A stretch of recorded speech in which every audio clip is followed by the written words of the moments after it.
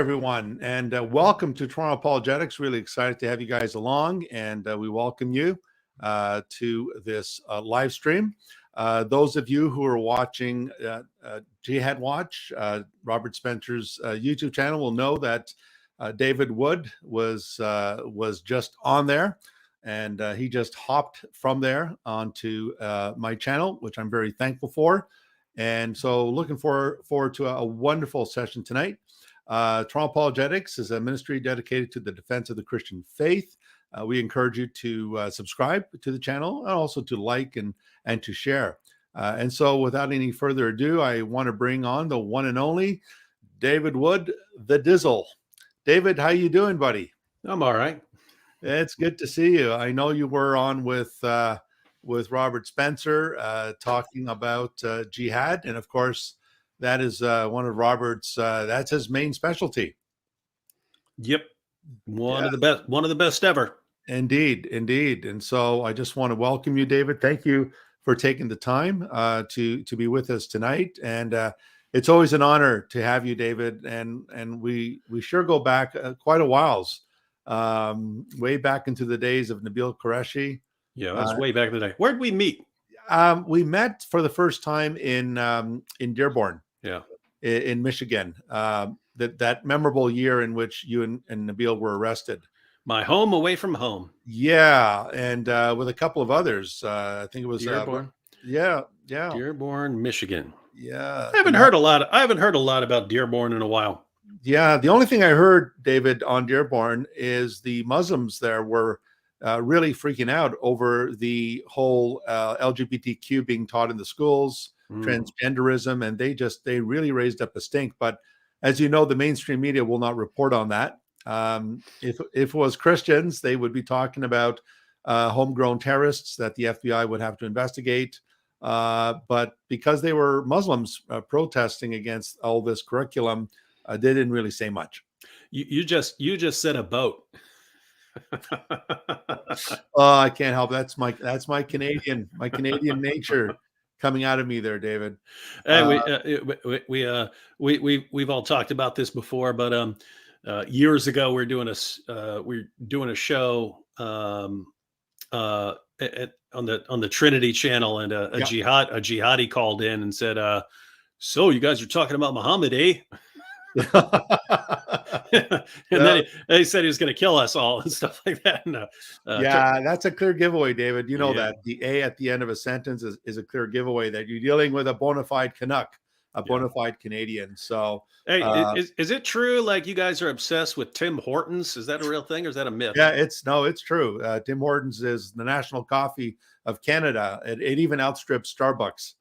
Wow. Yeah. So I know that there's some Tim Hortons in the United States. Whenever I go to the Buffalo airport in New York, they always have Tim Hortons. I guess that's for all the Canadians coming over for the shopping sprees.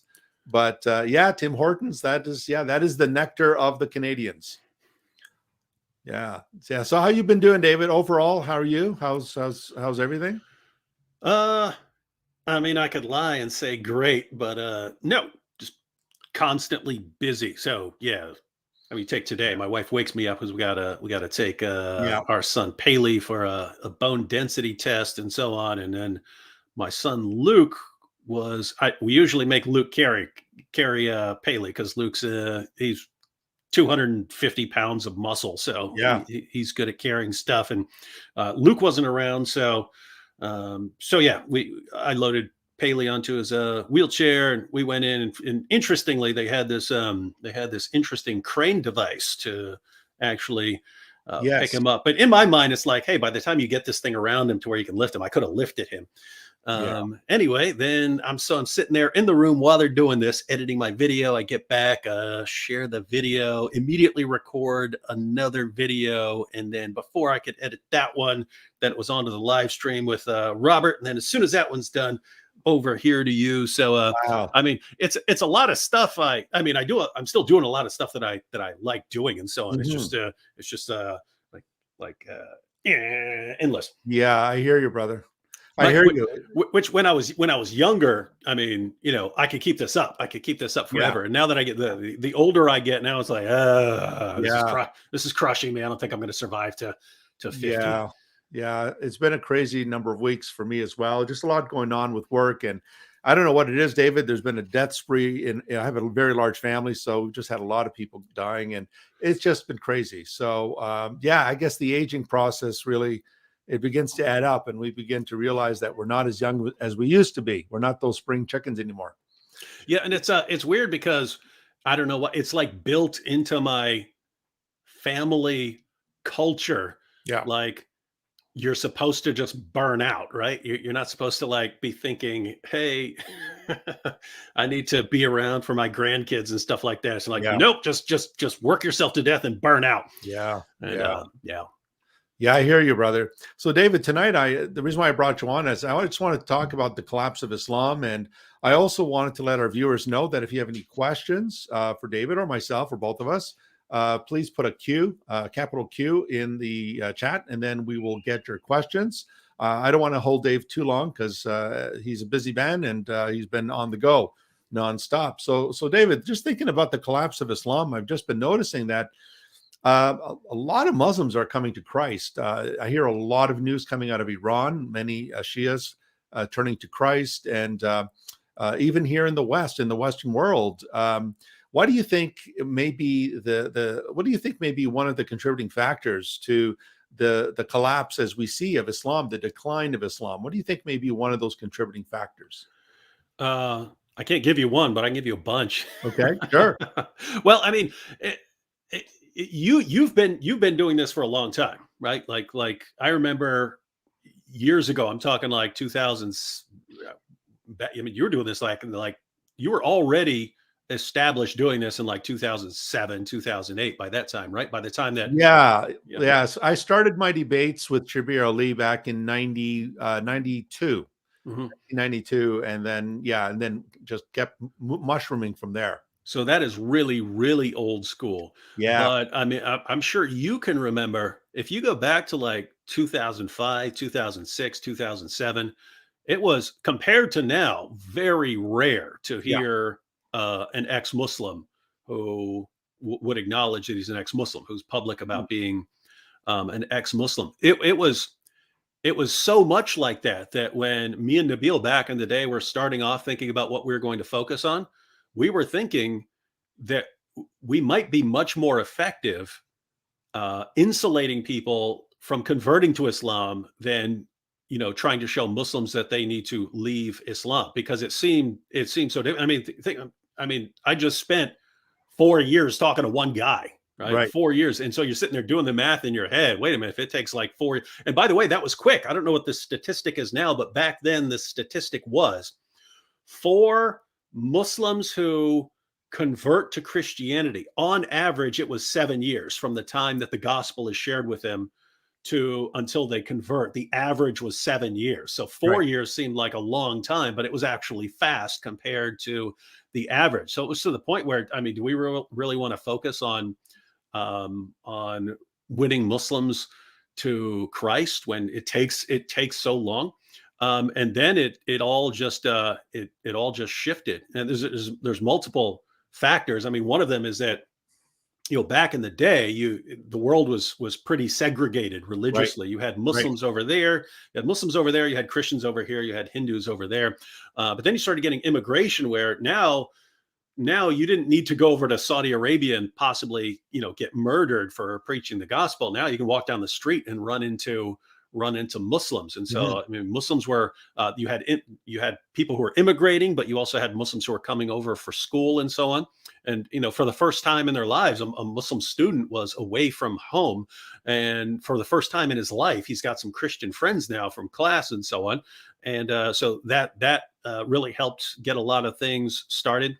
And so you had people over there, but then all of a sudden you also get the internet. Yeah. To where now even Muslims who are in Saudi Arabia and Pakistan and Iran, you now have access to them, especially now when you have open access to Muslims in Muslim countries with a thing you carry around in your pocket. Yeah. I mean, you can sit there talking to Muslims on Facebook with something that you carry around in your pocket.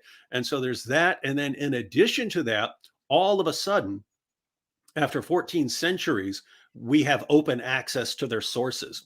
And that was a huge shift because, in like the 60s and 70s here in the US, I don't know what it was like in Canada, but here in the US, you had people like, so you have people like Malcolm X and Muhammad Ali and so on. They start off and they're the Nation of Islam, but then they become more orthodox and so on. But they're the people who are preaching, the Muslim leaders who are preaching will say pretty much anything to their audience to convince them to convert. So with the African American community in America, it was, hey, look what Christians did. Muhammad, he freed the slaves and proclaimed everyone equal. That's total nonsense. Yeah. But totally. if you don't have Sahih al-Bukhari and Sahih Muslim and Sunan Abu Dawud, which they didn't, then the preachers get to say whatever they want, and there's nothing anyone can do about it. Right. And so, they did this with the African American community. They would do this with women. Hey, Muhammad was a champion of women's rights, and he gave women unparalleled rights that women never had in Christianity. And so there's that. And then there's, of course, the science and, the Quran, that's the fount of scientific wisdom and knowledge and so on. So they're saying all this stuff, and no one is in a position to raise your hand and say that's not true, because no one has their sources. No one knows anything about it. And then all of a sudden we get open access to their sources, and we get to start exposing those lies. And so it's a situation where, Islamic apologetics, even for people who aren't really interested in apologetics, just the things they hear all their lives. If you're a Muslim and you just go with what you hear from your parents and your imams your entire life and from Zakir Naik, you think it's like, it's indisputable, right? This is clearly, how could all these scientific miracles in this book be perfectly preserved and the greatest man ever? And it's all total nonsense. And so they really mess themselves. You know what it reminds me of? It reminds me of Alexander the Great, when the Greeks were scared of the Persians. They were scared of the Persian Empire. The Greeks, when the Persians invaded, the Greeks could unite and they could eventually, repel the Persians. But they weren't going to go over there and mess with the Persians. They were terrified of actually going over there. And then people started showing up to Greece, going, these Persians. We've been traveling. We went by, and their cities are, their walls are falling apart, and their soldiers are sitting around drunk. If you had a very well-trained, well-disciplined, small army, you could just go over there and crush these guys. Right. And Alexander the Great said, "Okay, I'll do it," and did it. He just, he sliced right through them like it was a joke. But so what I'm thinking is, like, psychologically, it was, the Persians are this powerful empire that keeps invading. Persia's actually really, really weak right now. Mm-hmm. And that's what Islam is like, right? It's been propped up on nothing but lies, and all their speakers and their leaders and their apologists have propped up people's confidence on nothing but lies. And they got away with it because people were in no position to expose those lies until right now. And it's just so easy. We've got the internet, we've got all their sources, and we can just go through wreaking havoc on everything Ahmed Deedat and Zakir Naik have ever said. And the only real concern for Christians right now should be, like, lots of people are becoming atheists as well. Mm-hmm. Now my view is, if a Muslim in Saudi Arabia is leaving Islam, I think that's good, no matter what, because, I'm looking forward to a day where they have enough diversity where they're not crushing people because of what they believe. So when I hear that Muslims in, Saudi Arabia and Pakistan and so on have even become atheists, I think that's positive for the future of that country. But from a Christian perspective, where we want to share the gospel with people, that we have to be like, it's all positive. It's all positive. The only concern would be, hey, we also need to be making sure that we share some evidence for the existence of God and so on. But it's awesome. It's easy to look. I always tell people this. It's easy to look around the world and, ISIS and all that stuff and the Taliban. It's easy to look around and get discouraged. I mean, the rape gangs and politicians and the media constantly defending this ideology that causes all of this carnage and rape and everything else, and it's easy to get discouraged. But I mean, if you want to reach Muslims with the gospel, you do not want to be in any other time in history. This is the greatest time in history. I mean, we actually 100%. we are the generation that gets to watch this fall apart, and we get to go in there and preach the gospel. This is like an awesome time. It's an exciting time to be alive, David. And as I don't know if you know this, but Toronto is the one of the multicultural centers of the world. There's almost every person from the globe lives here in Toronto. There's patches all over the city and in the Greater Toronto area of Sikhs and Hindus, and you've got Muslims and so forth. And so God has brought a huge mission field to our doorstep. And while we still support missions, obviously, God has brought this huge mission field to our doors. And I remember when I first started debating Muslims in the early 90s, David, it's interesting that one of the things that I pressed on was the so-called myth of the preservation of the Quran. And so all I had to go by is various scholarship, scholars like Arthur Jeffrey and many others, current scholars that were calling attention to the fact that within the Islamic sources, in the Hadith and the Sirah, there were indications there that the Quran was incomplete, it had missing verses and so forth and so on. And of course, at the time when I was debating apologists like Shabir Ali, they knew that as well. But the people, the common folks, they simply took by fiat whatever the imams were saying. And you're absolutely correct. There was really no way to check what I was saying unless you went to a library, looked up the Sirah or the Hadith and so forth. In those days, we had to photocopy things, Xerox things, when you're doing your research. But I think with the advent of the internet, you're absolutely right. It has now virtually opened this door to knowledge that our Muslim friends no longer can deny that the evidence that the Quran has not been perfectly preserved.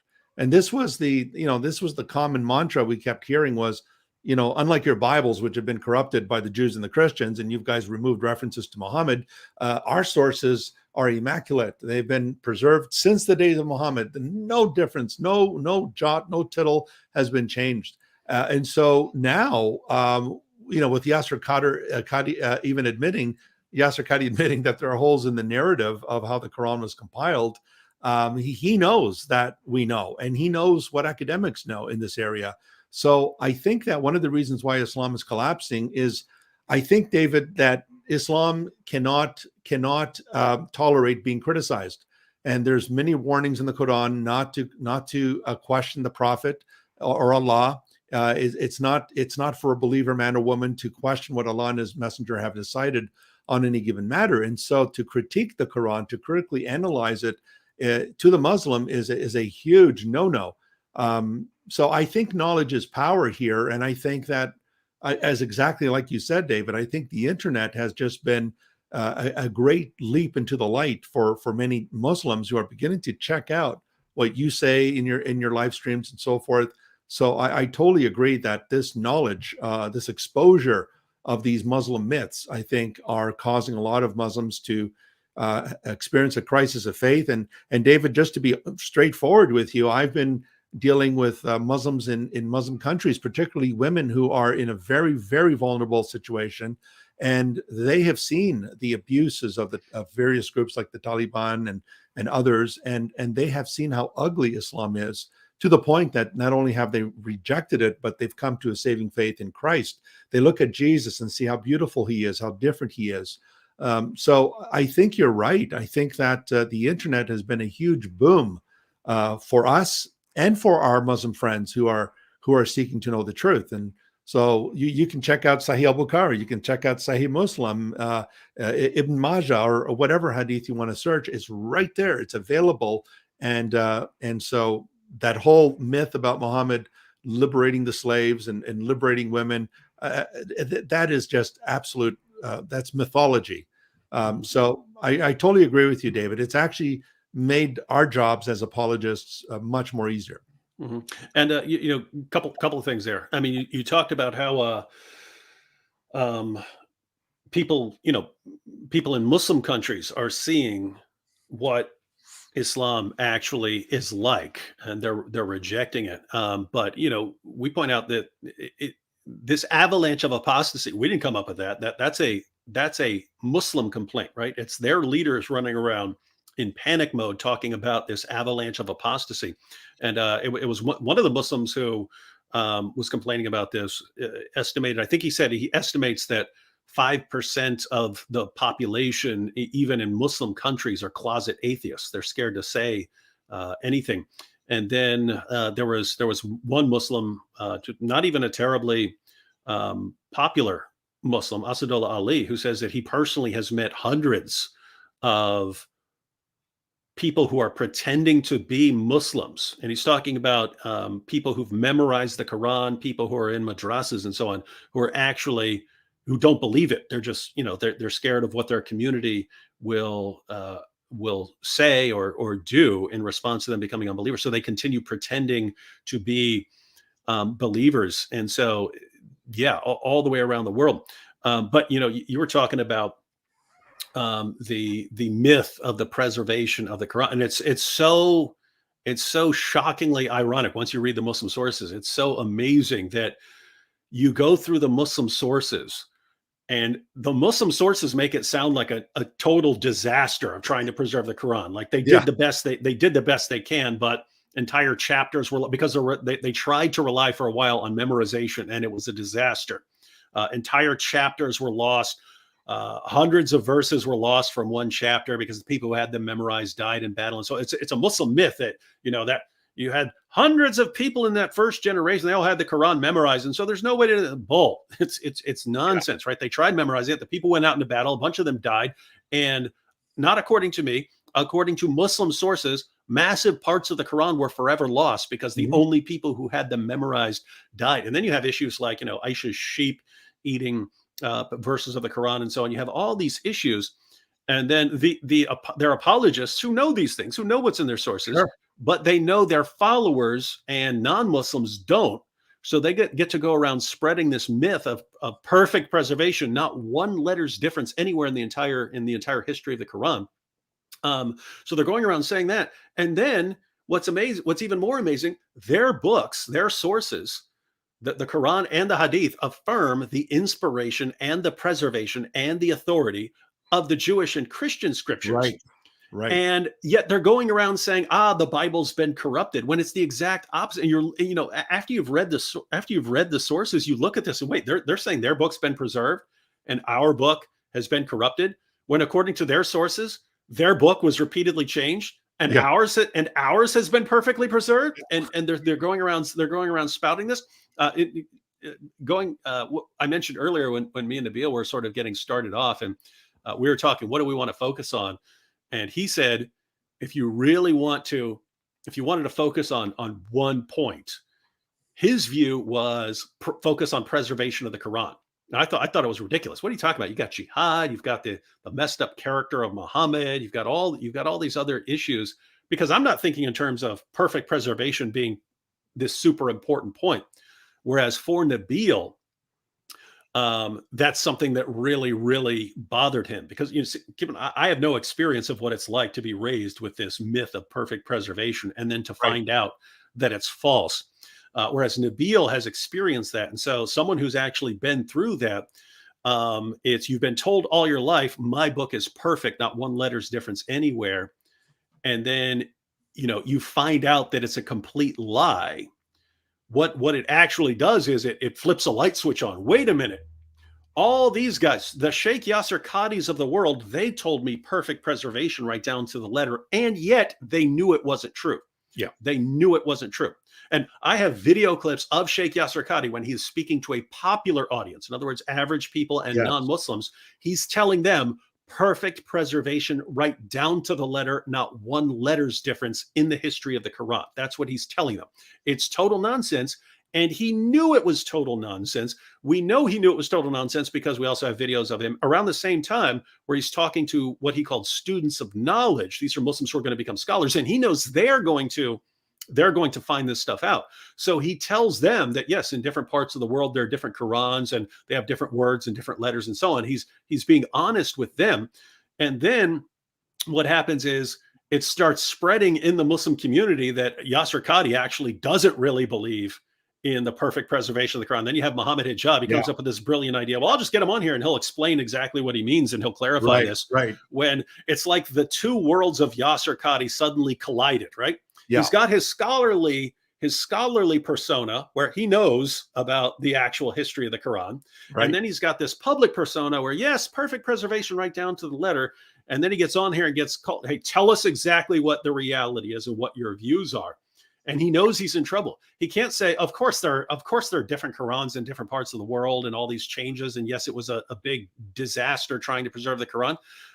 He can't say that because the Muslim community would eat him alive for that. Right. But he can't say, yes, perfect preservation right down to the letter, because that would be an embarrassment to the scholarly community. So he just has to say, guys, we can't talk about this. Come on, Hijab. We can't talk about this. We can't talk. This is not a good topic. This is not wise. It's not wise to talk about this. And so we're witnessing all of this coming together. And that's just an example, but that's basically a microcosm of what's going on in the Muslim world. It's all these claims that have spread in the Muslim community that are just myths. Right. And them being confronted with the reality and not liking it. And, it hasn't, this is just the beginning, because, he was shamed and humiliated because of that. Yeah. When what he was saying is, I'm not going to say perfect preservation. I'm going to leave it at that. He didn't want to go into any more detail, but simply not saying perfect preservation right down to the letter was enough for the Muslim community to realize that there's a problem. And so that belief is still common enough where you can't say it. And yet all their scholars know that. Anyone who's read the Hadith knows that. Anyone who's examined Muslim manuscripts knows that. They all, and so it's this amazing situation of all their leaders and scholars know something that they can't say publicly because of how much time they spent lying to the community over the years. Right. And so who's bringing Muslims? And this is something where, Sheikh Yasir Qadhi, he has to start trying to be more honest. But you've seen Shabir Ali. Shabir Ali has come out acknowledging that there are different Qurans and so on. But Shabir is actually smarter than a lot of the Muslim leaders, because he's realizing, wait a minute, if we keep saying perfect preservation, and the non-Muslims are coming up saying, wait, look at this. Look at what your sources say. Or just putting two manuscripts side by side and pointing them, or putting two different kirat in front of them and saying, hey, Warsh says this, Hafs says this. Yeah. Then it looks like the unbelievers are honest and we're all liars. So we have to start acknowledging that. And so I think that's the basis for Shabir being a little more public. But they need to come up with something, because if their game plan is just, let's stick with the myths that we spread 40 years ago and 30 years ago, and we'll just keep saying these things that we know are false, because the Muslim community will jump on us if we don't say these false things. If they don't get past that, then I see no way forward. But notice, what's the alternative? Now they come out and say, we've been lying to you forever. You're just, this is a disaster for them, man. It is, man. It's fun to watch. It is fun to watch and be a part of it. Yeah. James chapter 1 says that a double-minded person is like the waves of the sea. They're unstable. And that's what we see here. We see these double-minded imams like Sheikh Yasir Qadhi saying one thing, putting on one hat when it comes to the popular Islamic community, and then putting on the academic hat when dealing with academia. And so once again, we see this inconsistency. And that's another myth, I think, David, that's, I think, bringing about the collapse of Islam, is that the Quran does not berate the scriptures of the people of the book. The Quran calls them the word of Allah. It refers to them as a light and a guidance, that the people of the gospel are to judge by what Allah has revealed therein. And of course, Surah 29, verse 46, I think, presents to us the greatest Islamic dilemma ever, that the Muslims are supposed to say to us, the people of the book, they're supposed to say, we believe in what has been sent down to you and sent down to us, and your God and our God is one. And so they're supposed to say to us, David, they're supposed to say, hey, David, Tony, I believe in what has been sent down to you. And I believe in what has been sent down to us, and our God is one. but that's not what they say. That's not what they do. And so I think that what you find is that Muslims in the end are actually disobeying Allah. They're saying the very exact opposite of what he tells them they should be saying. That is, they should be acknowledging our scriptures. And so I think that is one of the greatest shocks that a lot of our Muslim friends find, is that their Quran does not berate, or it does not charge the scriptures with being corrupted. And, in Surah 2, when it talks about they write the book with their hand, well, many commentators have noted that that's probably a reference to other books like the Talmud or the Mishnah. But the text of the scriptures themselves, the Quran, seems to be very clear that these texts are intact and have not been corrupted. Yeah, I mean, they go with that interpretation of Surah 2, when that interpretation, their interpretation, interpreting this as the corruption, would contradict all of Surah 2. You don't even need to go to the rest of the Quran. Yeah. Surah 2, over and over again, Allah repeatedly tells Muhammad to say that he's affirming the scriptures that they have in their possession.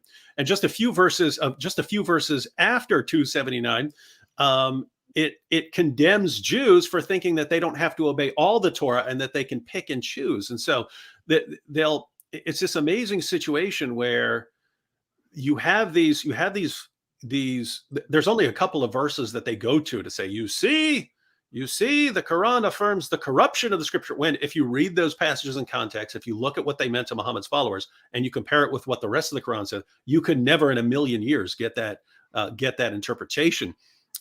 Because if the Quran is consistently affirming the inspiration, preservation, and authority of the Jewish and Christian text, you need to look at what it's saying in these passages. And so that's 279.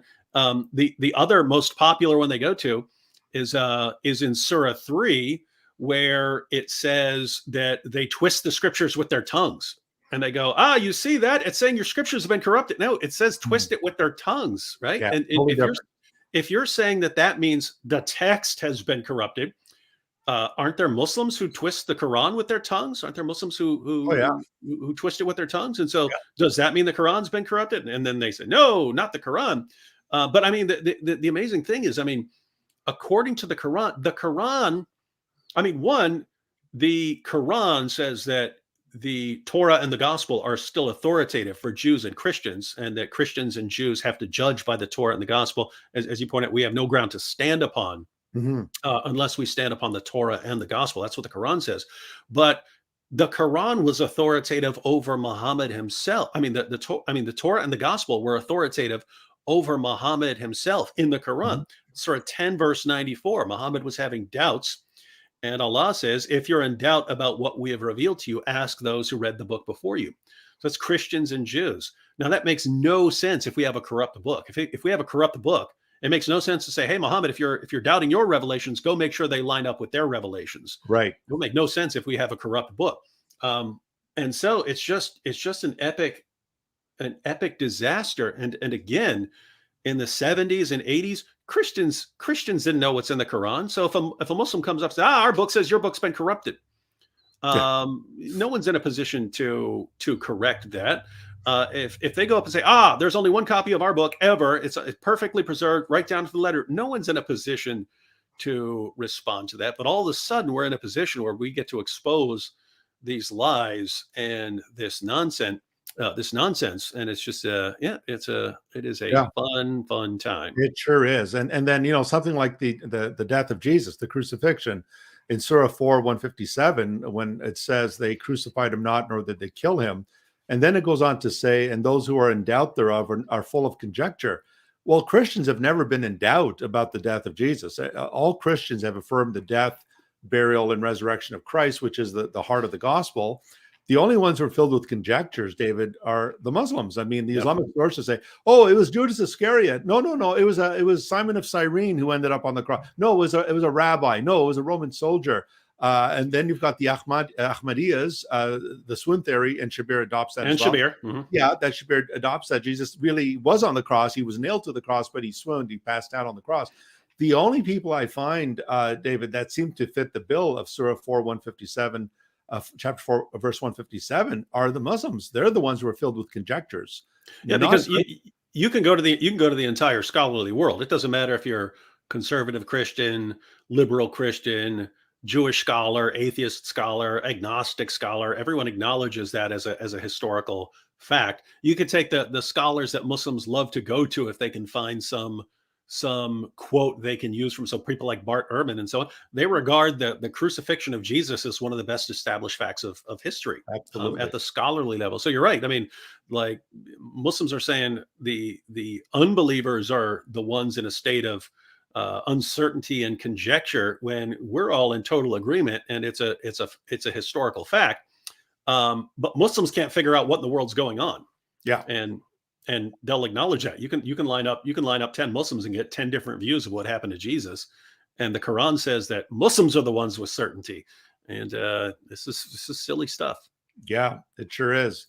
And also, David, I was thinking, we were talking a little bit about how the Quran, Islam cannot bear to be criticized. I mean, we think of right after the death of Muhammad in 632 AD, you had the Ridda Wars, where Muslims were saying, you know what, I don't think I'm going to quit Islam. I'm just going to go back to my ancestral religions and so forth. And of course, Abu Bakr said, we're going to come after you and we're going to make sure you stay Muslim or else we're going to kill you. And so you have this, the Ridda Wars, where you've got the Caliph Abu Bakr going around the empire and basically ensuring that all Muslims stay within the faith or they will be killed for apostasy. You know, Yusuf Qaradawi, the head of the Muslim Brotherhood, who just passed away recently, if you remember, one of his famous statements was, were it not for the law of apostasy, Islam would cease to exist. And you know what, David? I think he said the quiet part out loud. I totally agree with him. Were it not for the law of apostasy, I think most Muslims today would probably leave. They're afraid to leave because they know that it will end up resulting in their death.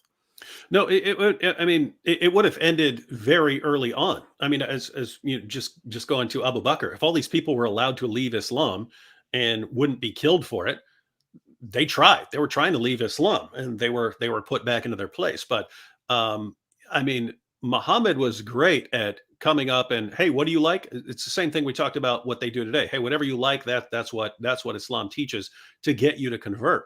But Muhammad was great. Notice you can go in there and with Muhammad, it would be, you know, claiming some knowledge. Like they'd ask him questions. What's the first meal of paradise? And he was, fish lobe. And they go, oh, wow. How could he know this? You can't test that. Right. Yeah. So he would sound confident in the answers he's given. And this is enough to persuade the pagans of his time. Oh, wow. This guy sounds really, really confident. By the time you start to realize, and we find this in the Muslim sources, right? By the time people start to realize, wait a minute, come on, this is stupid, right? By the time you realize something's wrong, you can't leave because you'll be killed. And so, yeah, they were able to keep that going for a really long time. And by the way, as far as Abu Bakr is concerned, the same thinking led to ISIS. Right? I mean, the leader of ISIS was not coincidentally went with the name Abu Bakr al-Baghdadi. He's the Abu Bakr of Baghdad. But the idea was, I mean, we look around all this killing, and they're going around killing Shias, and they're doing all this horrible stuff that Western leaders are saying, you see, this means they're not Muslim. They were doing exactly what Abu Bakr did, because the idea was that Islam only had this great period of expansion because Abu Bakr went and cleansed the Muslim community of all apostasy and heresy and so on. And then Allah blessed that community so that they could go out and expand rapidly. And so the idea of ISIS was, we need to do the same thing now. We need to go out and just cleanse the Islamic community of all impurity, and then Allah will bless us to go out and conquer the world. Didn't work out because it's false. It's a false religion. It's not actually going to be blessed by God. Right. But notice it's the same thinking that's 1400 years later still leading to total bloodshed. Hey, you mentioned questions. I see a interesting question to respond to here. Can we read this? Go ahead. Go right ahead, David. Can you bring it on the screen? You want me to bring it on? I don't believe I can put stuff on the screen. Which one is that, David? It's Edward II. Okay, right up here. Okay, let's bring him on here. Yeah, so he says, what is your opinion on the phenomenon of Jesus appearing to Muslims in dreams isn't this revelation outside the bounds of Scripture? And shouldn't Christians exercise discernment on this? So, a couple of issues here. One, yes, you do have Muslims having. In fact, Nabil had multiple dreams, and I mean, when he would have, he would call me and say, "Hey, what do you think of this?" And some of them, like his first one was very, very metaphorical and so on. And so when he described that to me, the only thing that would have concerned me if I were him was it was telling him to do the opposite of what he wanted to do. Right? It was telling him that Jesus is going to chop the head off of Islam. So, as far as back then, I mean, Nabil was clinging to Islam and defending Islam and giving us presentations on the scientific miracles in Islam. So for him to have a dream telling him that, suggesting that Islam is false and so on, like, okay, I don't know. Is this that you eat something weird or something? I don't know. I don't know what the cause of that was. It was actually the second dream he had where he hadn't read that passage in Luke with the narrow door and people's, at the feast of Abraham, Isaac, and Jacob. And he calls me on the phone. He's like, "Hey, do Christians believe that God can give dreams?" And I'm like, "Yeah, I mean, you see it in the Bible. I don't know a lot about it, but you see it in the Bible." So, and then he explains the dream, and he's like telling me exactly what's in Luke, and he'd never read it. And it was in his dream where he's shut outside and he's looking inside at the feast, and I'm in there at the feast. And so that's where I'm going, okay, he never read that, and he dreamed himself right into a parable of Jesus that he's never read before. So then I'm thinking, okay, this is interesting stuff. But yeah, you do have this in the Muslim world. So I would say it's really good. And a lot of times it seems to be, because guess what? I mean, if I had a dream telling me to leave Christianity, I would think, okay, what a stupid dream, right? But you have people who have a higher view of that sort of thing. And people who, like Nabil's position was, hey, I'm a human being. I have biases. I'm biased and so on. And so if I'm going to know something, then I mean, I really wish God would tell me and just give me some sort of indication of what I'm supposed to do. So that we have to realize that there are people in the world who take this sort of thing more seriously. But the second issue, isn't this revelation outside the bounds of Scripture? No, that's not. It's not the same thing as revelation. If someone came up and said they have a revelation and they've got a new book of the Bible or something like that, it's a different kind of revelation. Even in the book of Acts, you have people who are prophets. You have people who are who are giving information about the future, and they're giving accurate information about I'm not talking about like the apostles. I'm talking about there were prophets. There were still prophets going around. These are not prophets bringing new revelation in terms of new doctrine.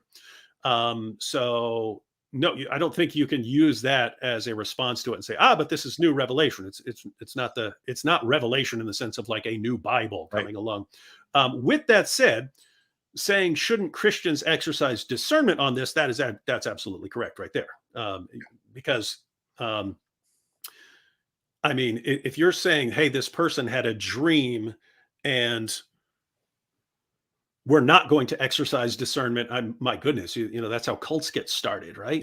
So you have to, whatever this person is dreaming, it can't be some new revelation that contradicts the Bible. But if someone who is not a Christian, someone's a Muslim, and he starts telling me about a dream he's had, and it's telling him to believe in Jesus and to accept Jesus, and that Muhammad's a false prophet and so on, I mean, until I see some indication that something's wrong, I mean, I believe in God. I believe God can give messages to people and tell people that they're wrong about things. So, I see no problem taking it seriously. Yeah, I totally agree with you, David. I think that Jesus appearing in dreams, remember, we're not talking about a resurrection appearance. That ended with the Apostle Paul. He was the last to see the risen Christ in his resurrected physical form. But dreams and visions are something that the Bible speaks about, people experiencing even after the New Testament was closed.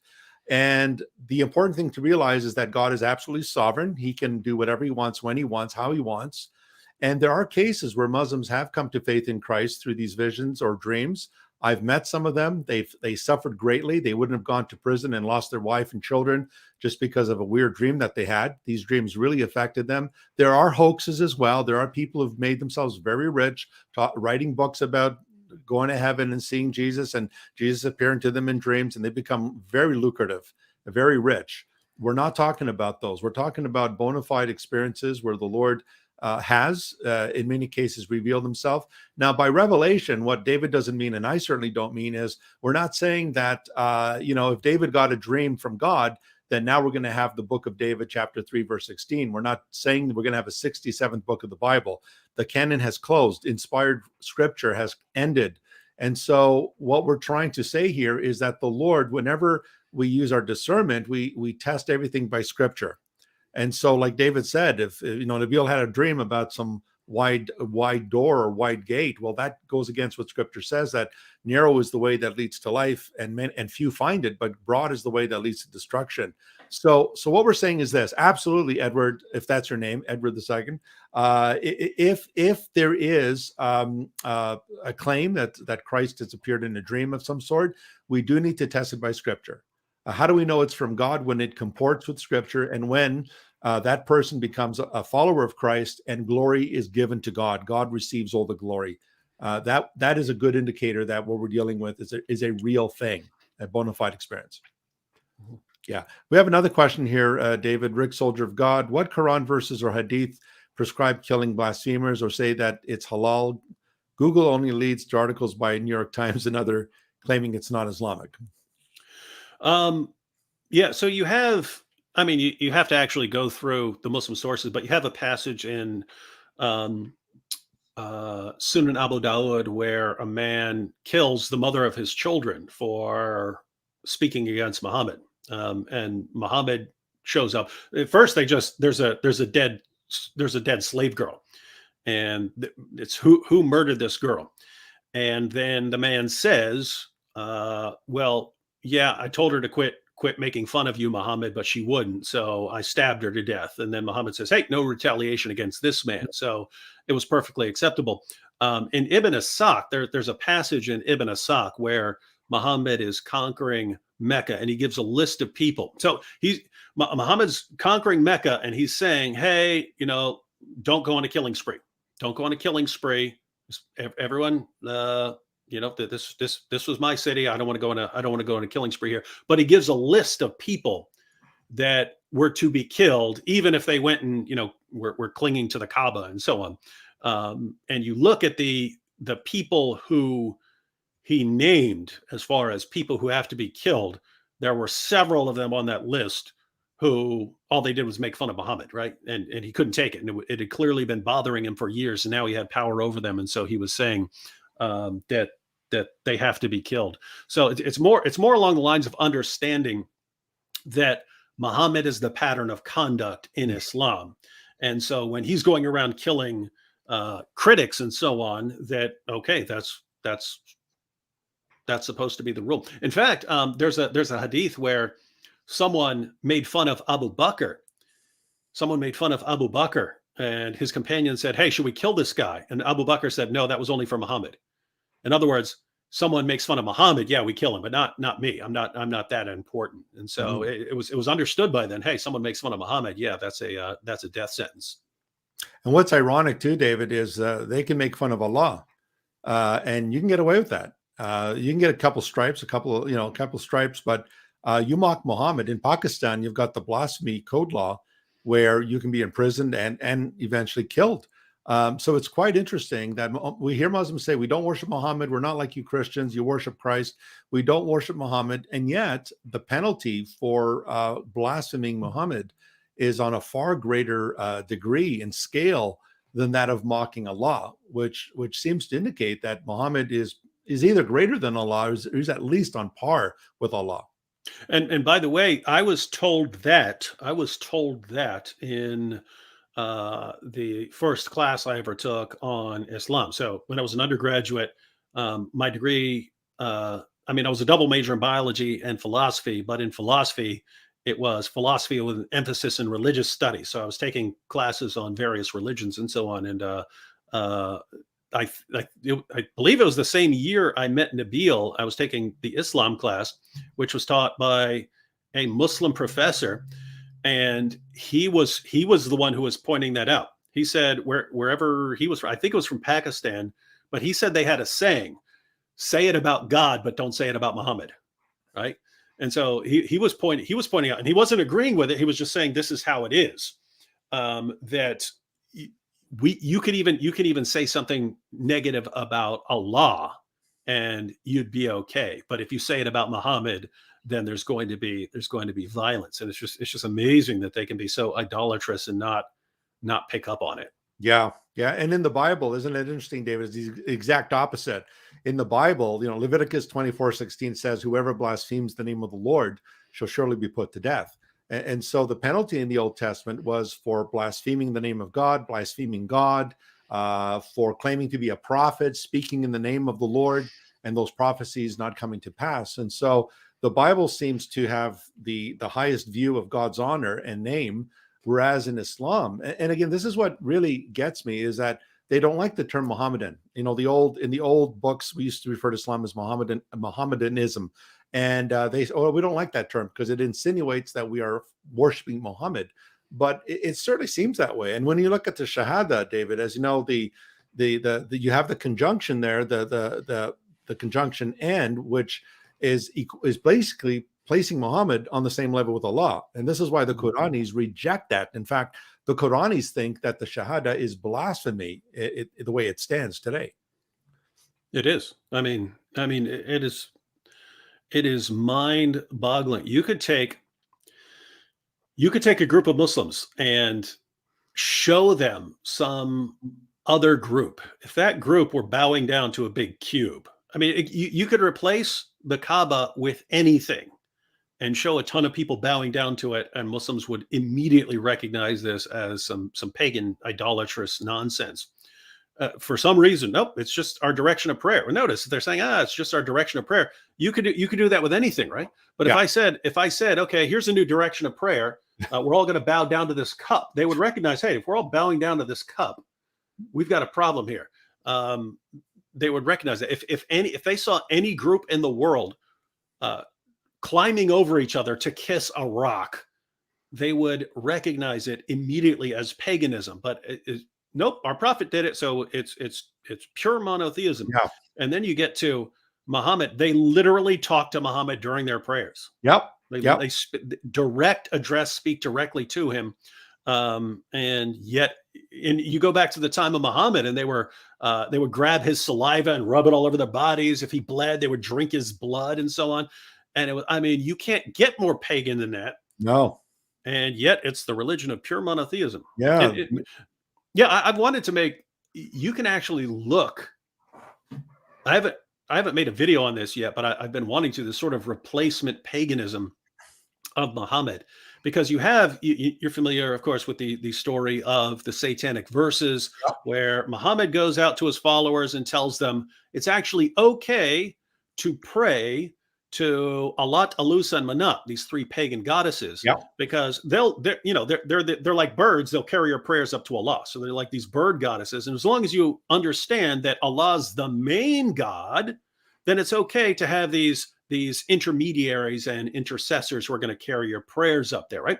Well, so Muhammad delivered that, and then he comes back and says, oops, the devil made me do it.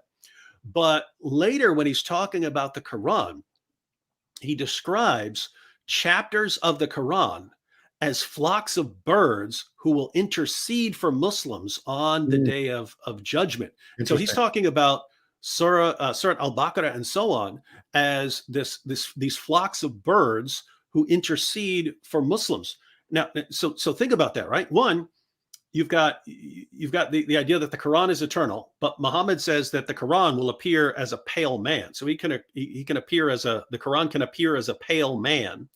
But then you have individual chapters of the Quran will appear as flocks of birds, and they're speaking and they're talking and they're interacting with people and interceding and talking to Allah on behalf of the believers and so on. And the implication is that since these surahs are flocks of birds, that like individual verses are individual birds. Yes. But notice, what do you have here? what did you have with the satanic verses? Yeah, you have birds. There's Allah and there's you, and in between you are these birds that carry your prayers up there. Yes. And then Muhammad eventually, oh no, that's just satanic pagan nonsense. The devil tricked me into delivering that.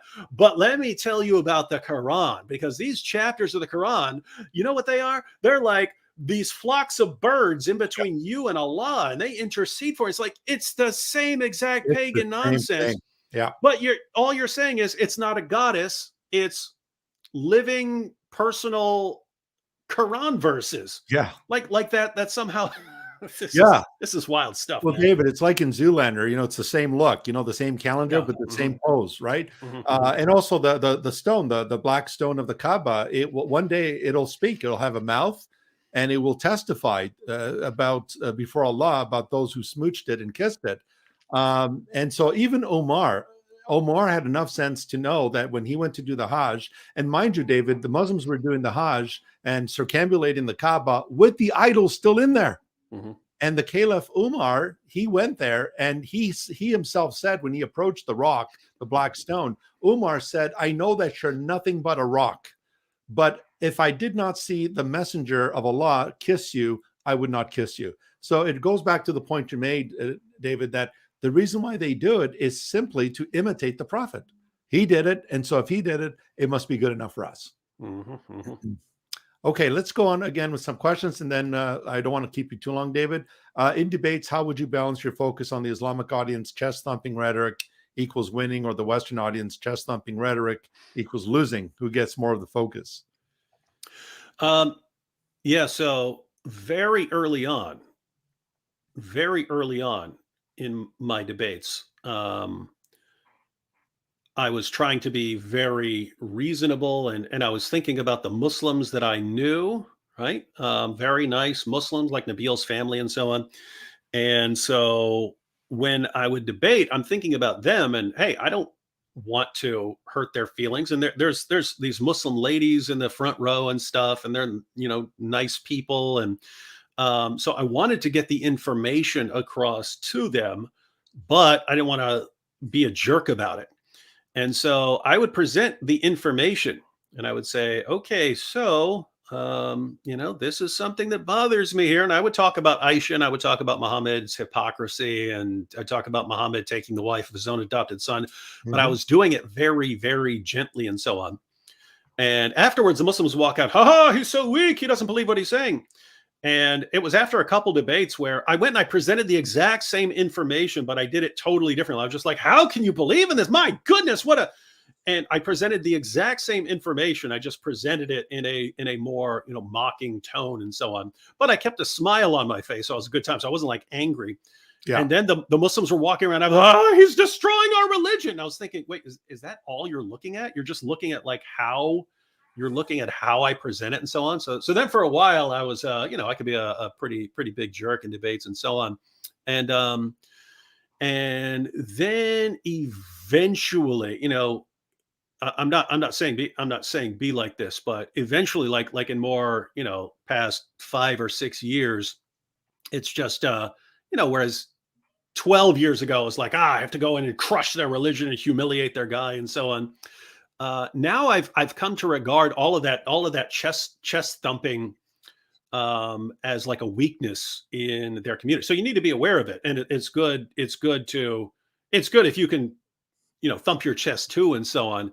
But it's just, which is probably why, since my thinking has changed, I'm probably not the best guy to be out there, because a lot of people are paying attention to the chest thumping. But now it's hard to describe. Now I'm thinking much more long term. And I go in there, and if their guy is thumping his chest, me strong than you, you dumb, me strong, right? When their guy is talking like that, I'm thinking, okay, everyone who's impressed by this, great, be impressed by it. That's not going to last. It's not going to last. If that's what's going to make this guy popular, my goodness, make him please become popular, because I want their entire debate squad to be a bunch of those guys, a bunch of chest thumping.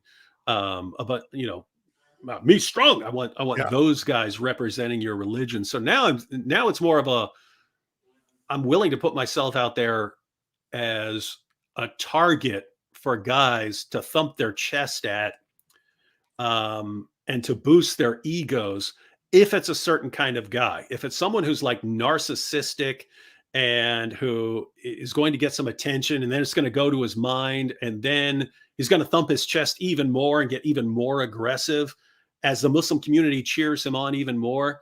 And then eventually the Muslim community is going to realize, wait a minute, this guy's a problem. This guy's an egomaniac thumping his chest and embarrassing us. But by that time, it's too late because there's nothing you can do about it. Yeah. Anyway, that's where my thinking has gone more in my old age. It's not that I'm saying that's what Christians need to do. It's like, okay, let other people go in there and be the guy who crushes people. Other people do that. Me, I'm thinking more. I don't know. I don't know if it's like chess, but it's almost like this. It's like Muslims don't control who their apologists are. I control. Yeah. That sounds weird, but I actually believe you could take any Muslim apologist out there, especially someone who's going to be just a narcissistic disaster, and I believe I could make him popular. And so it's not by being deceptive or anything else, just by who I choose to interact with, what that person is able to get away with, and so on. And so it's just, just look, you go back 20 years, Tony, who are they putting forward? They're putting together Shabir Ali, these gentlemanly, nice guys who are making a great impression for Islam on people. And look at who they have now. Look at the champions of their religion now. Yeah. And they wonder why it's collapsing. But it was more along the lines of like, if you go back to like 2006, 2007, 2008, I was acknowledging it as a problem back then. Like, hey, everyone they put forward to defend their religion is like selected by Muslim organizations to be deliberate misrepresentations of what Islam is actually like. Mm-hmm. And it was in my mind, how do you get like people who would represent Islam accurately to be the public face of Islam so that people realize what it's actually like? Right. And I didn't know how to do that. And there are things along the way, but yeah, in recent years, it's when someone has what I want in a Muslim leader, Muslim apologist, one, got to be narcissistic. I mean, you have to be a narcissist, because those are the people who are in it for glory, the people who want a group of followers cheering them on no matter what they do. If you have someone like that and has no power and no following, it's pretty harmless. If you get a small group of those guys and they become the public face of Islam, it's over. It's done. I do not need to make videos anymore. Yeah. All I'm viewing myself as doing right now is accelerating the process, because Tony, you could retire, I could retire, we can sit back. The pieces are already in place. Yeah. They're popular apologists and da'is are egomaniacs who are obsessed with their own fame and with putting down everyone else. Mm-hmm. And all you have to do is sit back and watch that right now. It's too late. It's too late. It's too late. It's already going to happen. So as an example, you have recently this dispute between Ali Dawah and Sajid, right? Yeah, yeah. And the Muslim community. So you have, Ali Dawah's fans and then Sajid's fans. And Sajid's fans are supporting him and Ali Dawah's fans are supporting him. But you have, the bulk of the Muslim community saying, guys, this is an embarrassment. Stop this. Yeah. Stop attacking each other publicly. But notice, the idea is, for the good of the Muslim community, we need to squash this. But what happens if you squash it? Ali Dawah is only going to get more popular. By the time he embarrasses you, he does something so embarrassing, because he was embarrassing. He keeps doing really stupid, embarrassing stuff, to the point where Sajid says, I can't be quiet about this anymore. Yeah. And I have to speak out against this. And when he does that, the whole Muslim goes, don't cause disputes. Well, if you don't deal with it now, what happens? You're going to deal with Ali Dawah 2 or 3 years from now, when he's more popular, when he has 2 or 3 million followers. That's when you're going to deal with him. That's the point. It's, in order to deal with these guys now, they would have to just wreak havoc on the Muslim community with fighting and arguing. They don't want to do that because they're already dealing with the avalanche of apostasy. We can't deal with this stuff right now. Yeah. But guess what? You think you got a problem now. Wait 5 years from now. Wait 5 years from now. And so it's, I'm just not in a, I'm not in a rush to, I'm not in a rush to crush Islam. I'm not in a rush anymore to expose Islam. It's more like, I'm like looking at the whole picture and saying, here's a little piece I can add right here. Here's another little piece I can add to this puzzle. Maybe we need to respond to this objection, but I get to be pretty calm about all this because I'm looking at the religion imploding. Yeah, it's like the Titanic has struck the iceberg and it's just slowly sinking. And I could just hear Ali Dawa David saying, "We're proud of it." Yeah, I mean, but by the way, that's a perfect example because because you were doing this long before. I mean, you were doing this before I was even a Christian, let alone dealing with Islam. But back in the day, all their apologists, no, there's no death penalty. Yeah, there's no death penalty for apostasy in Islam. That's Islamophobic nonsense and so on. And now they can brag about it, right? Yeah. Yeah, we're gonna kill you, little weaklings, and yes, you'll be executed. Blah blah blah. And we're proud of that. And their followers love that. And so they're just the public face of Islam is changing. And big time. I mean, just look at Shabir Ali. Look at Shabir Ali, what he was in the early 90s to what he is today. In the early 90s, he openly admitted, he said, if you're not a Muslim, you're going to hell. And he was very aggressive. And today he's very open. He's an ecumenist. He's apparently an open theist in regards to God's foreknowledge. Today he's pretty mellowed out, David. And this is something that I saw coming a long time ago, that eventually Shabir would mellow out and just join with the crowd. And so this is where we're at today. Yeah. Go ahead, David. Oh, I just want to, it's really cool because, like the people who, like my friends who know me, they'll be like, I just found this out about this guy. I'm going to put, and I'll be, no, let that go, man. Let that go. Not right now. Not right now. Let it go for a little while. I actually view the popular da'is as like gold mines, right? Mm-hmm. The goal of having a good gold mine is to have it keep producing. You want it to keep producing. And so it's more like, hey, go over to this gold mine a little bit of gold, and then leave it alone. And then go over here and go to this mine, get a little bit of gold, get a little bit of gold, and just keep going that. And so, I'll leave someone alone for 2 years or something like that. And then go and, I have to do this. But it's, so no, we don't want these guys destroyed. I mean, we don't want the da'is crushed and humiliated. We want them to become extremely popular in their religion, because notice this is a great time to be a da'i. You talked about people who could, I've had dreams and visions, and you could become really popular like that and so on. But we're talking about right now, the Muslim community is panicking because of what they call the avalanche of apostasy. They're worried, and this is understandable. They're worried about their kids and their kids leaving Islam and so on. And that's all understandable. But because the community is in such a state of panic, it makes them susceptible to championing whoever looks like the next da'i who's going to crush the unbelievers. And so it's a great time if you can walk out and say, I'm the one who will crush the kuffar and show them the truth. Then the Muslim community will rally around that person, make that person very popular, very lucrative, and so on. So you're going to keep seeing these new da'is arrive, but I'm going to make sure they're all narcissists. Yeah. Okay, David. How long do we have you till? Do you good for 10:30, or do you have to go earlier than that? 10:30 is cool. Wait a minute. I don't know what time zone you're in. I'm in the Eastern Standard Time Zone. So you mean 10:30 as in 17 minutes from now? Yes. Yeah, that's good. You're good. You're also Eastern Standard Time, right? Mm-hmm. Okay. Yeah. So 10:30. Why don't you give them my address, Tony? Okay, I'll talk to you. I'll try to talk to you. Okay. Let's take a look at this question. Is the Mahdi in the Quran equivalent to the Antichrist of the Bible?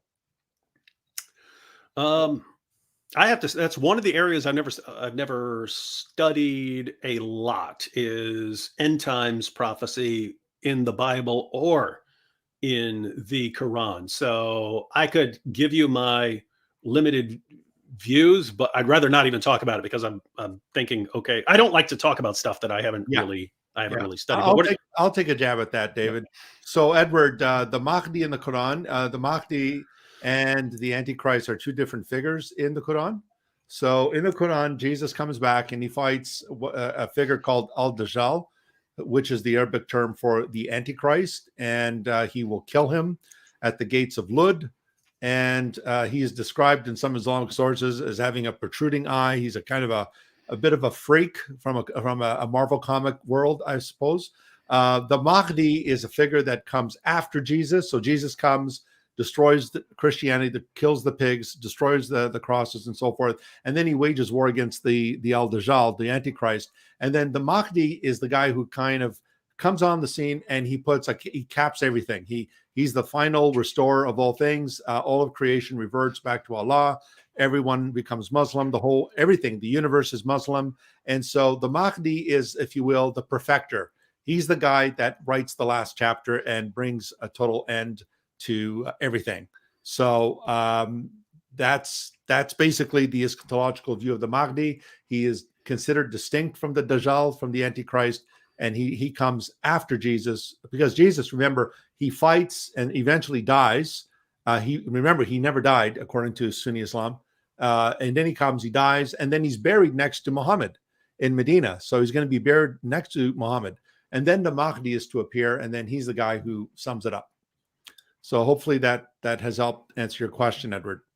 Okay, a couple more questions, David. Let me see here. I guess this guy meant this in jest, in fun, taking Yasser Qadi's class. I think that was meant to just be a joke there. How about this one here? This is a similar question to what we already had. Do you believe Muslim audiences will eventually disown the chest thumpers? Guys like Uthman ibn Footnote make massive blunders. I think you've already answered that question, David. I can expand upon in terms of sure. So because this is the pattern to use, ladies and gentlemen. I won't even talk about Uthman, but you can figure it out.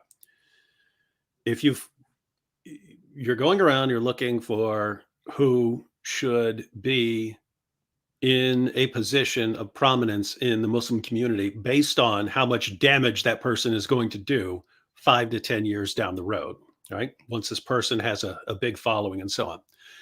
And what you do, if you're dealing with a narcissist, if you're dealing with someone who is an actual narcissist, someone who's in it for the attention and so on, you give him a ton of attention. You give him attention, give him attention, give him attention, boost his head, give him attention, and then ignore him. And as soon as you ignore him, he's going to start doing things to get the attention back. And he's going to do stupid things. He's going to end up doing some really, really stupid things to keep the attention going. And then I don't know how to. You just have to watch. you just have to watch. You get so to recap, you get a narcissist. Give the narcissist a ton of attention, and then just stop and ignore him, and watch what happens. Watch what happens to the person. Yeah, he will implode. Remember our friend Menge, David? Remember Menge? Oh yeah, when he came out against you, and I'm going to destroy this David Wood guy. And then he got charged with possession of child pornography. Yeah, Menge is different though. See, notice you can look at Menge and say this is a guy who can never be massively popular. So you don't need to think about them. I don't know how to describe, but you can just sort of pick up on the right personality types. Menge, I don't know. Menge is actually, I mean, given how much he boasts about how great he is and stuff like that, I mean, he's got some narcissistic tendencies, but it's not combined with the ability to rally people around him. So yeah, not gonna work. Okay, we got a question on Mecca. Since they have found I think he means since they have found no historical evidence to show Mecca is the oldest city on earth, does it not indicate that Islam is built on lies, as there are no mountain or olive trees?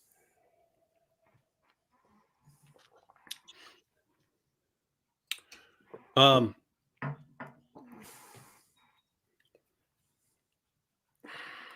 yeah, I'm not sure. I'm not sure because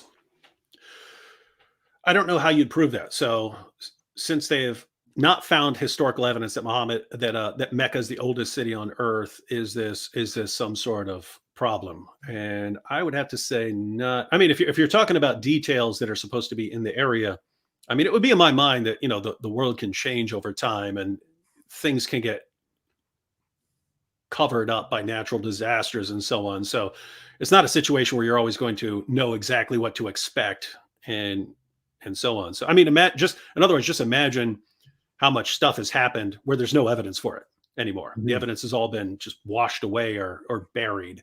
And so my only point here is, I mean, yes, you might be able to do archaeological criticisms of, Muslim claims and so on.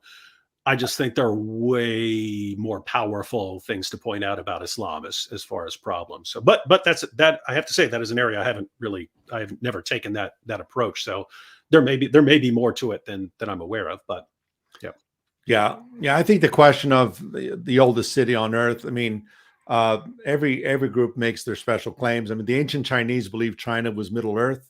In fact, the word for China contains the symbol of Middle Earth. They believed that they were the center of the earth, and of course, to our Jewish friends, Jerusalem is the center of the earth. To Muslims, it's Mecca, and so forth. But I think maybe what the questioner is asking is that where it says that there are no mountains or olive trees, I think he's talking about the fact that the Quran describes Mecca as a place that is surrounded with olive trees and with yeah, rivers and so forth. And I yeah. think, yeah, I think, And that's a direction that like Jay Smith yeah, and some of the people he goes in yeah, where it does, because in the Quran you have it talking about these places that make it sound like these are things that all these everyday followers of Muhammad are familiar with, and these things they're walking past, and these ruins of these other society that they're walking past, and it's not anywhere near Mecca. And so mhm, yeah, the claim that you can make there is, which some people do, that it looks like these revelations, at least these parts of them, originated somewhere else and in a completely different environment and so on. So if you're right, Tony, if that's the direction they're going, then yeah. But even there, it's not something I've gone into detail on. So yeah, I would yeah, say go to some people who yeah, focus on this stuff. yeah. There are many scholars who would argue that the original Mecca was Petra in Jordan, because it seems to match the description that is mentioned in the Quran, and also there seems to be evidence that there was a place of worship in Petra, and also Jay Smith has done a lot of work in this area. But there's a Canadian scholar up here, David. I mean, I'm ashamed I'm a Canadian. I can't remember his name now, but he's a fellow that's been doing many years of research on this, where he was looking at some of the oldest masjids in the Islamic world, and he noted that their qiblas were all pointing towards Petra in Jordan and not to Mecca in Saudi Arabia. So yeah, I think the question there is more to do with the geography of Mecca and where the original city of Mecca really is. Is it really the one in Saudi Arabia, or is it in Jordan? Personally, from the research I've done, I think I'm pretty much convinced that it's most likely the one in Petra in Jordan, and that the whole story of Mecca being in Saudi Arabia, in my opinion, I think has been recast. It's been revised. Yeah, and you have like Jay Smith and Robert Spencer, who like are skeptical even about whether Muhammad existed, Yeah, at least in any recognizable form. I don't go that far. yeah, I believe in the general Muslim timeline, but because of some of these problems, to me, it actually fits with what the Quran says, that Muhammad is actually getting these revelations from what other people are saying to him.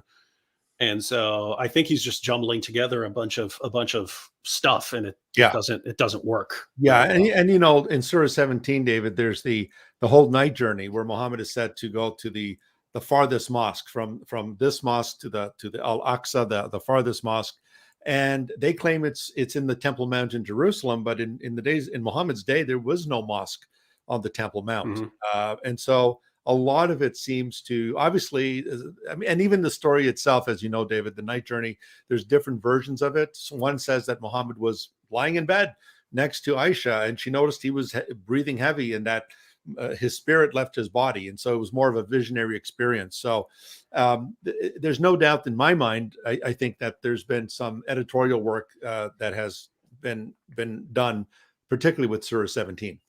Mm-hmm. Yeah. Maybe we'll make this our last question.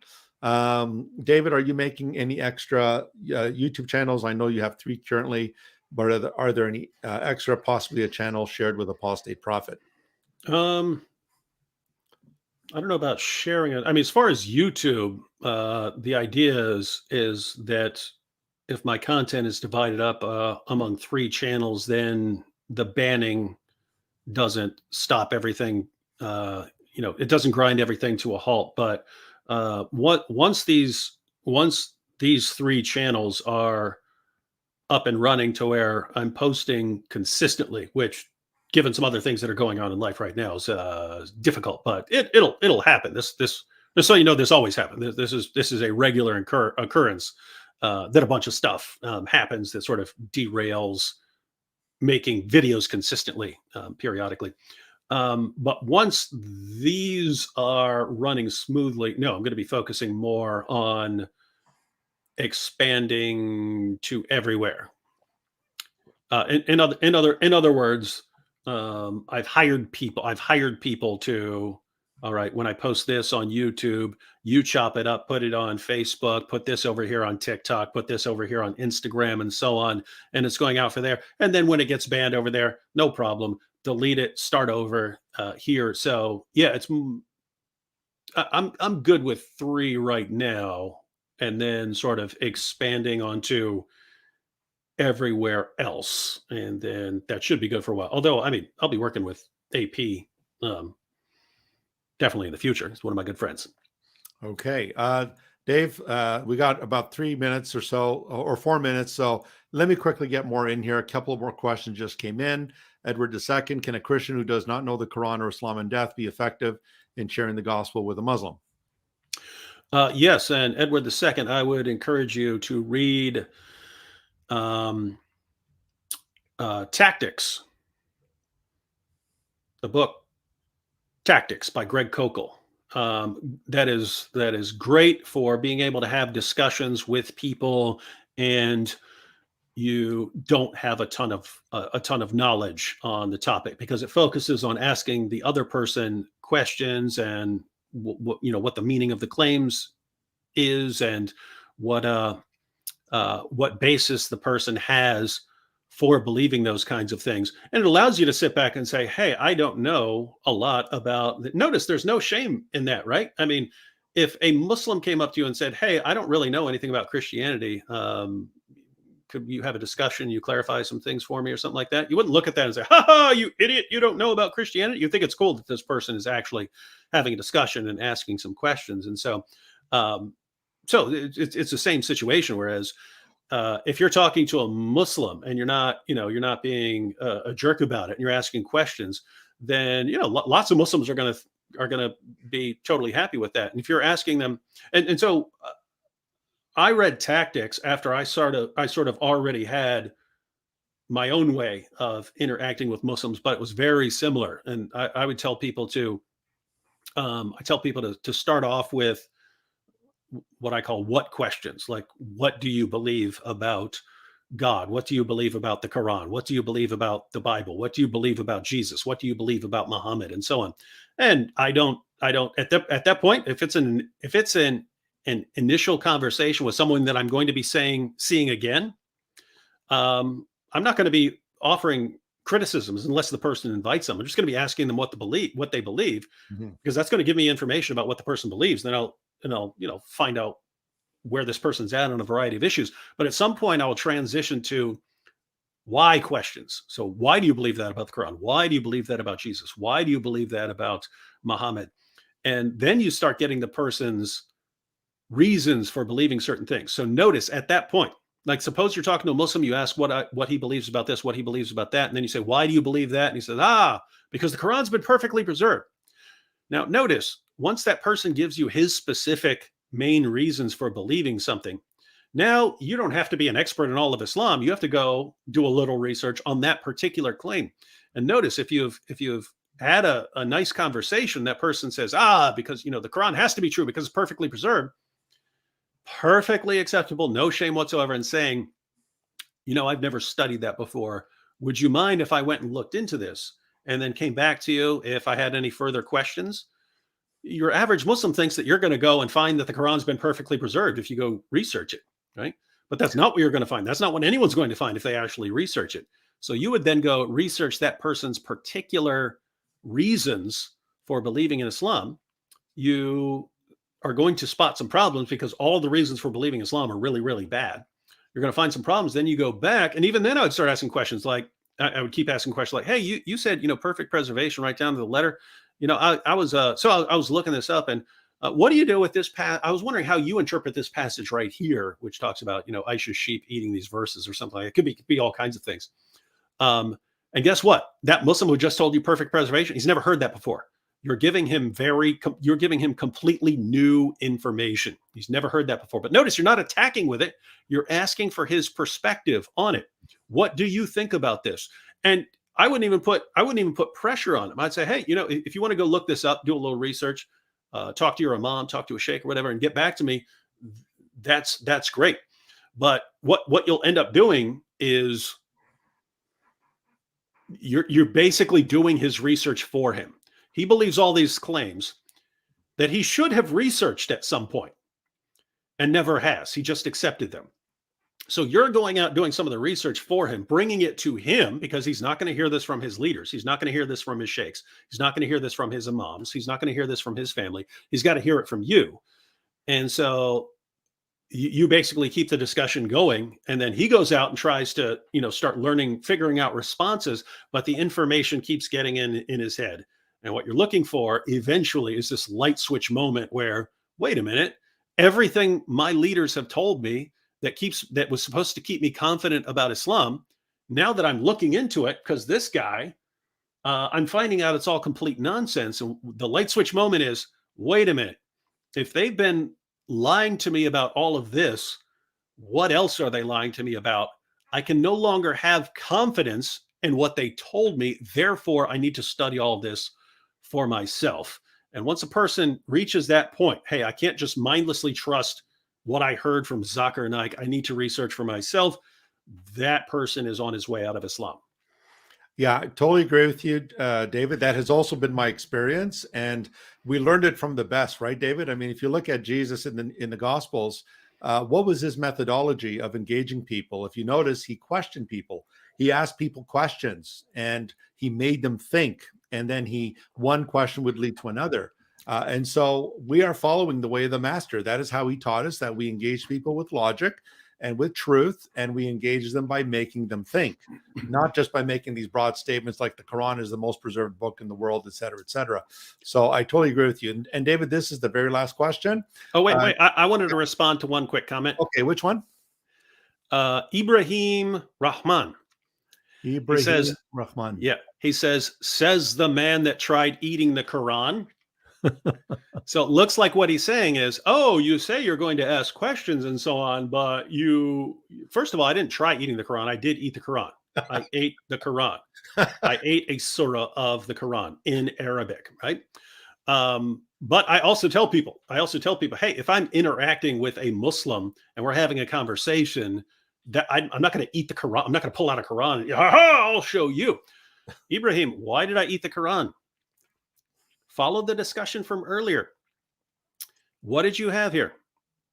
You had Muhammad Hijab threatening to rape and torture the wives of critics of Islam and encouraging his followers to do the same, encouraging his followers to go out threatening our wives with rape and torture. I fortunately knew that Surah 6, verse 108 of the Quran tells Muslims that if something is going to lead back to massive humiliation for Islam through insults and so on, stop what you're doing. Stop doing it. Don't insult other people's beliefs and so on if it's going to lead them to insult Islam. So I've had that one in my back pocket for years for just such an occasion. If you cross a line where I'm saying, I am not going to let that happen, I'm not going to let that happen. And I know, hey, you're about to start a campaign among your hundreds of thousands of followers to threaten women with rape and torture. And I can stop you right now by taking a bite of your Quran and saying, I will encourage everyone to do this in response. Guess what? That stopped immediately. The whole community, which went into an uproar, we're gonna go after your wives. It all stopped like that. Why? Because I know how to deal with these guys. So, and by the way, it was funny because Muslims keep bringing this up. I don't know what your position is, Tony, but I've had this discussion with a ton of Christians because they would hear, you ate the Quran. What in the world is that, David? How could you do that? And I would explain the situation. I say, and they go, oh, okay, yeah, I get that. Over and over again, talking Christian pastors, Christian professors. How could you do that? And as soon as I explain it to them, it's like, oh yeah, if you're protecting people's wives and so on from these guys launching a social media campaign with rape and torture threats, then yeah, you gotta do that. The only exception so far has been that I recall is James White, right? I mean, other than that, it's over. Yeah. And so it's just a funny situation where notice what started all that. One of your narcissistic apologists, dude. One of your narcissistic apologists wants attention. He's not getting enough attention, thumping his chest, thinking, aha, I'll go after their wives. Ha ha. And then what happens? Look what it leads to.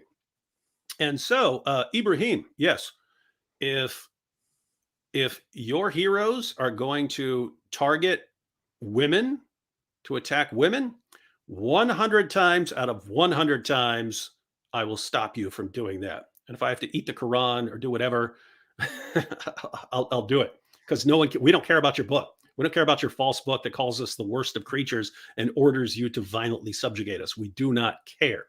With that said, if I'm not talking to someone like that, and I'm talking to an average Muslim who's just had his head filled with lies all his life, and been told, perfect preservation, Muhammad's the greatest man ever, scientific miracles, been told all that nonsense. Well, guess what? I don't have any hostility towards that person, right? It's not his fault. He was raised to believe all these things. So I'll be very, very nice to that person. Mm-hmm. So I hope that answers your objection, Ibrahim. Right.